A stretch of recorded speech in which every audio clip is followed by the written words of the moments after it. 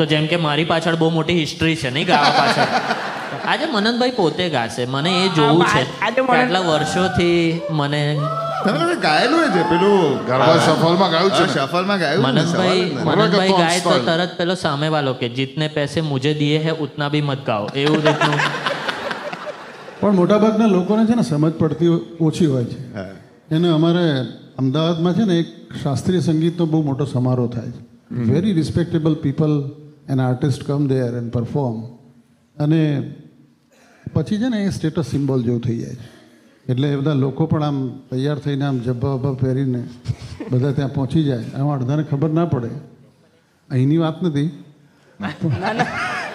ના ના પણ એકવાર હું બેઠેલો ને મારી બાજુમાં એક ભાઈ બેઠેલા હતા અને અમે બસ એક કંઈક મધ્યમના પ્રાધાન્યવાળો કોઈ રાગ ગવાતો હતો. કયો પ્રાધાન્ય વાળો? મધ્યમ સૂરના પ્રાધાન્યવાળો, વાહ, મધ્યમના પ્રાધાન્યવાળો મિડ સ્કેલ. Mid scale. એટલે એક રાગ ગવાતો હતો. એટલે મને એમ થયું કે આ કયો રાગ છે. પછી મેં બાજુમાં જોયું તો એ ભાઈ આમ જબ્બો વબ્બો પહેરીને બેઠેલા, મોઢામાં પાન. મેં કહું આને કંઈ ખબર હોય એવું લાગે. એટલે મેં કહું કેદાર? એટલે કહેતો કે ના, અંબાલાલ પટેલ માય સેલ્ફ.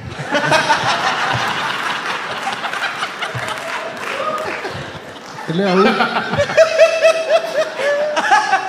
આવું થાય.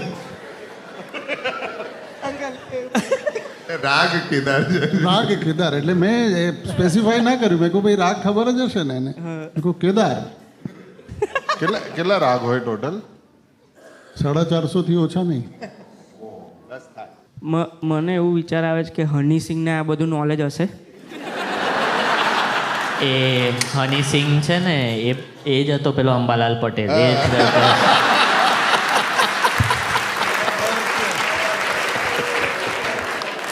હા, પણ આજકાલ રેપ મ્યુઝિક બહુ ચાલે છે. હા. તો એ રેપ મ્યુઝિક ઇઝ લાઈક બહુ, પણ હા એમાં બી ફ્લોઝ હોય, સિલેબલ્સ હોય, એમાં પણ અલગ અલગ પ્રકાર હોય છે. એટલે રીધમ એમાં પોએટ્રી મહેનત, એમાં બી હોય, સારા વાળા રેપમાં હોય. હા એમાં મહેનત ને ટેલેન્ટ હોય છે, પણ